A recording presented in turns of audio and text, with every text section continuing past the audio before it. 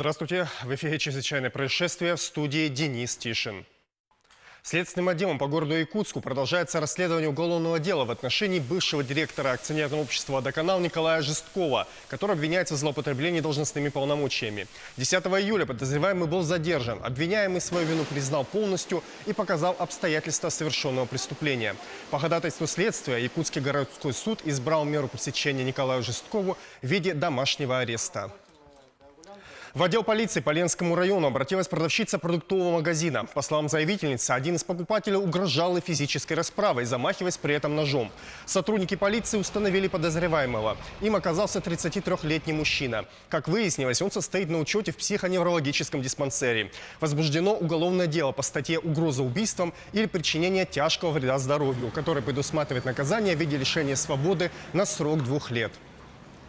На территории Республики Саха-Якутия завершен очередной этап оперативно-профилактической операции «Эффективная регистрация». На этот раз полицейские проверили 1358 объектов жилого сектора – квартиры, частные дома, общежития и хостелы, а также свыше 2000 иностранных граждан и соотечественников. Выявлено 81 административное правонарушение за нарушение правил порядка выбора места пребывания и за незаконное нахождение в Российской Федерации.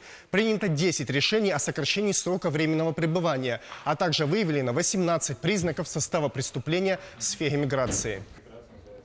2 жителей горного района признаны виновными в умышленном причинении тяжкого вреда здоровью, а также угрозе убийством. Установлено, что в июне прошлого года подсудимые в состоянии алкогольного опьянения нанесли удары кулаками и ногами по голове потерпевшего, причинив ему черепно-мозговую травму. В это же время один из подсудимых направил дуло охотничьего ружья на супругу потерпевшего и начал угрожать убийством. Суд приговорил одного из подсудимых к 4 годам лишения свободы, второго – к 3 годам 8 месяцам лишения свободы с отбыванием наказания в исправительной колонии строгого режима. Сотрудниками отдела уголовного розыска МВД Якутская по горячим следам установлены подозреваемые в краже. Ими оказались ранее судимые 35-летний житель Якутска и 33-летний уроженец Самгинского района. Установлено, что подозреваемые проникли в дом и похитили телевизор, системный блок и монитор, после чего сбыли похищенную технику. Возбуждено уголовное дело по статье «Кража». Санкцией данной статьи предусмотрено максимальное наказание в виде лишения свободы на срок до 6 лет. 2 крупных транспортных катастрофы произошли в четверг в Пакистане. На севере страны пассажирский автобус вылетел с проезжей части. Погибли 13 человек. А в центральной части Пакистана столкнулись 2 поезда. Жертвами стали как минимум 10 человек. Подробности в следующем репортаже. Рассказывает Артем Сторонов. Десятки людей погибли в четверг в Пакистане в результате 2 крупных транспортных катастроф. Возле города Садикабад в центральной части страны пассажирский поезд, направлявшийся в Кветту, врезался в стоявший у перрона товарняк. На данный момент известно как минимум о 10 погибших и свыше 60 пострадавших. Однако число жертв, по словам спасателей, может возрасти. Вагоны пассажирского поезда сильно покорежены, и чтобы извлечь оттуда людей, потребовались гидравлические ножницы. Еще одна крупная авария произошла в четверг возле города Хасан-Абдал на севере страны. Водитель рейсового автобуса, в котором находились около 60 человек, превысил скорость на скользкой дороге и не справился с управлением. В результате транспортное средство вылетело с проезжей части и несколько раз перевернулось. Погибли по меньшей мере 13 человек, 34 получили ранения. 5 из них, по словам медиков, находятся в критическом состоянии.